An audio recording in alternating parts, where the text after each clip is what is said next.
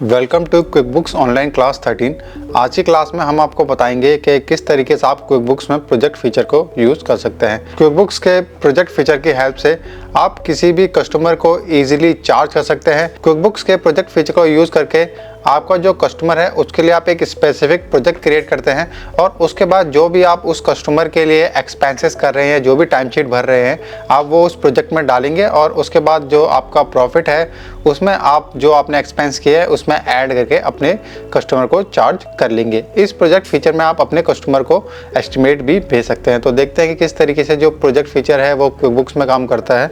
तो क्विकबुक्स में काम करने के लिए सबसे पहले आपको जो लेफ्ट हैंड साइड में जो प्रोजेक्ट फीचर है यहाँ पे चले जाना है।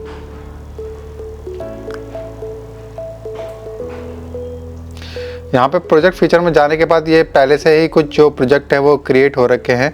तो यहाँ पे हम एक नया प्रोजेक्ट क्रिएट कर लेते हैं। तो जो नया प्रोजेक्ट है उसको हम नाम दे देते हैं बुक कीपिंग 2024। तो यहाँ पे हमने ये नाम इसको दे दिया है। किस क्लाइंट को ये असाइन करना है, मतलब कि कौन है जो जिसके लिए हम ये काम कर रहे हैं और हमें इस प्रोजेक्ट के लिए पे करेगा। तो यहाँ पे हम देख लेते हैं कौन सा। तो यहाँ हम जो आकाश सिंह है उसको ले लेते हैं और इसमें ये कब तक ये प्रोजेक्ट चलने वाला है तो हम इसको मान लेते हैं कि अप्रैल तक ये प्रोजेक्ट चलेगा। उसके बाद मैं ये खुद ही ये प्रोजेक्ट करने वाला हूँ तो मैं इसको खुद ही अपने आप को असाइन कर लेता हूँ। उसके बाद हम इसको सेव कर लेते हैं। तो यहाँ पे जो हमारी विंडो है उसमें हम अगर देखें तो हमारा जो प्रोजेक्ट है वो बुक कीपिंग 2024 वो क्रिएट हो चुका है। अब ये जो बुक कीपिंग 2024 है इसके लिए सबसे पहले जो हमारा क्लाइंट है उसको एस्टिमेट देना है और जो हमारा क्लाइंट है उसके बाद उसमें हमें अप्रूवल देगा और उसको एक्सेप्ट करेगा और उसके बाद हम इस प्रोजेक्ट में काम करना स्टार्ट करेंगे। तो क्विकबुक्स में प्रोजेक्ट फीचर को यूज़ करने से पहले सबसे पहले हमें जो हमारा कस्टमर है उसको हमें एक एस्टिमेट भेजना होगा।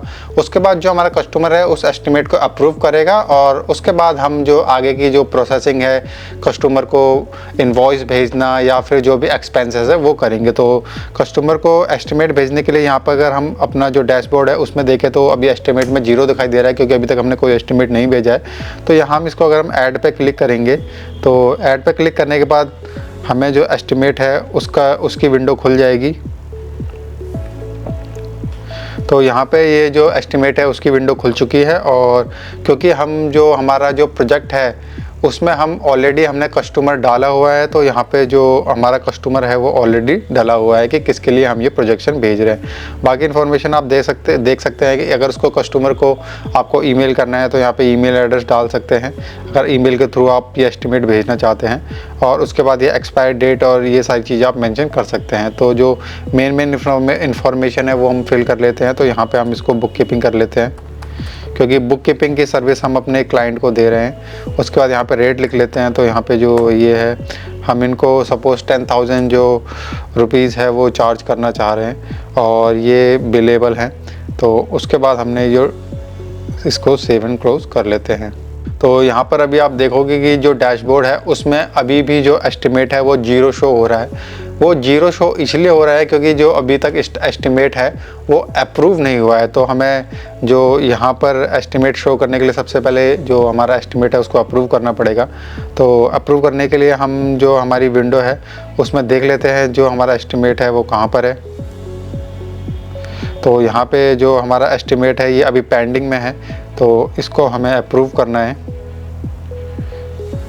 तो यहाँ से हम इसको अब मार्क एक्सेप्टेड कर लेते हैं। तो मार्क एक्सेप्ट करते ही जो हमारा एस्टिमेट है वो अप्रूव हो जाएगा। तो यहाँ पर अब हम इसको रेफ्रेश कर लेते हैं क्योंकि हमने इसको मार्क एक्सेप्ट कर लिया है। तो यहाँ पे ये एक्सेप्ट हो गया है। अब इसको जब हम रिफ्रेश करेंगे तो हमारी जो विंडो है उसमें शो होगा कि हमारा जो एस्टिमेट है वो क्रिएट हो चुका है। तो अब हम एस्टिमेट को क्रिएट होने के बाद देखते हैं कि हमारा जो डैशबोर्ड है वो किस तरीके से दिख रहा है प्रोजेक्ट का। तो यहाँ पर जो 10,000 है वो शो होने लग गया है। इसका मतलब कि जो हमारा एस्टिमेट है वो क्रिएट भी हो चुका है और एक्सेप्ट भी हो चुका है। अब उसके बाद जो नेक्स्ट स्टेप है कि हमें जो हमारा कस्टमर है उसके लिए हमारा कोई वेंडर काम कर रहा है तो उस टाइम शीट के अकॉर्डिंग हमें हमारे कस्टमर को चार्ज करना है। तो सबसे पहले जो हमारा कस्टमर है वो हमें इनवॉइस देगा जो भी उसने काम किया है। तो यहाँ पे हमारा जो कस्टमर है जो वेंडर है उसका नाम यहाँ पे ले लेते हैं। तो रवि टेस्टिंग का नाम हम ले लेते हैं। कितने उसका रेट क्या है वो यहाँ मेंशन कर देते हैं। उसके बाद यहाँ पे ऑलरेडी जो प्रोजेक्ट है किस प्रोजेक्ट को चार्ज होना है वो यहाँ पे शो हो गया है यहाँ पे। उसके बाद हम जो बिलेबल आवर्स कितने हैं वो कर लेते हैं। 30 जो है बिलेबल आवर्स हैं और यहाँ पे इसको भी 30 कर लेते हैं। डिस्क्रिप्शन में कुछ मेंशन करना है तो आप वो मेंशन कर सकते हैं। उसके बाद ये सेव एंड क्लोज कर लेते हैं।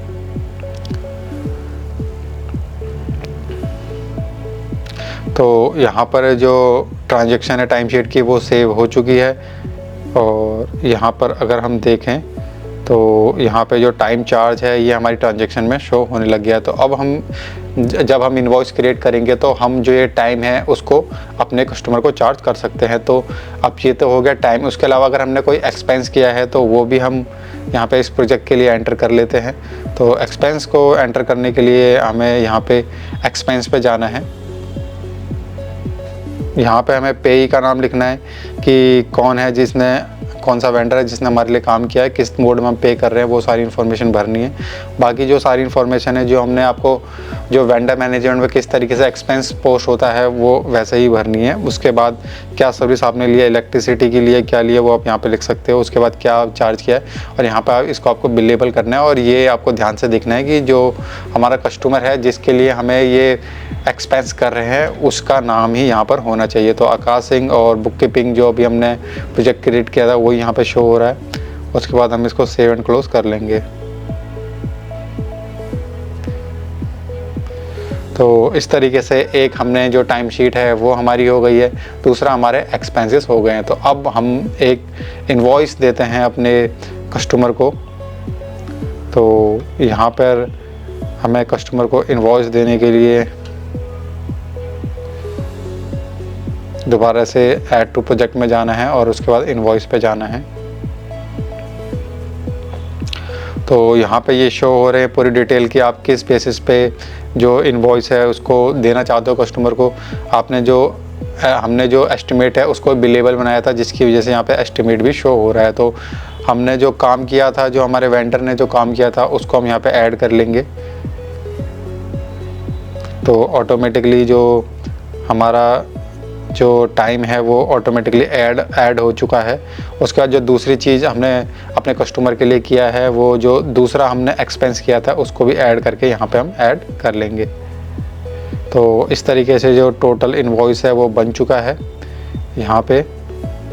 और 1400 का इनवॉइस बना है। तो यहाँ पर अगर आप अपना प्रॉफिट ऐड करना चाहें तो ऐड कर सकते हैं। अगर आप फाइनल इनवॉइस में प्रॉफिट ऐड करना चाहें तो वो भी आप कर सकते हैं। तो क्योंकि जब हम किसी का काम करते हैं तो हमें भी आगे जो वेंडर्स हैं उनको पे करना होता है। तो ये आप रेगुलर पेमेंट करने के लिए रेगुलर जो इनवॉइसेस है ये जनरेट कर सकते हो और जो बाद में प्रॉफिट का इनवॉइस जनरेट कर सकते हो। तो यहाँ पर ये हमने पूरा अपने कस्टमर के लिए सारी जो एंट्रीज हैं वो कर ली है। उसके बाद हम इसको सेव एंड क्लोज कर लेते हैं। तो यहाँ पे अगर हम अपने जो एस्टिमेट पे देखें तो 10,000 का टोटल एस्टिमेट था जो यहाँ पे एस्टिमेट वर्सेस एक्चुअल में दिख रहा है। और उसका जो एक्चुअल है वो 1400 आपने एक्सपेंस कर दिए हैं। और प्रॉफिट मार्जिन क्या है वो भी यहाँ पे शो हो रहा है। अभी ओपन इनवॉइस कितने हैं वो भी शो हो रहा है। और इसके अलावा आप यहाँ पे जो ट्रांजेक्शन में जाके जितनी भी ट्रांजेक्शन हमने करी है वो देख सकते हो यहाँ पे कि ये अभी तक जो इनवॉइस है वो अभी पे नहीं हुआ है तो ड्यू टुडे आ रहा है। उसके बाद जो बिलेबल एक्सपेंस है वो कन्वर्ट हो चुके हैं। जो एक्सपेंस जो हमने इलेक्ट्रिसिटी का किया था वो पेड कर दिया था कैश। तो वो सारी ट्रांजेक्शन आपको यहाँ पे शो हो रही है। तो इस तरीके से जो आपका जो भी कस्टमर है उसका आप प्रोजेक्ट मैनेज कर सकते हैं क्विकबुक्स में। अगर आपका कोई भी क्वेश्चन है वीडियो से रिलेटेड तो आप नीचे कमेंट बॉक्स में मेंशन कर सकते हैं। तो मिलते हैं अगले इन्फॉर्मेटिव वीडियो में, तब तक के लिए धन्यवाद।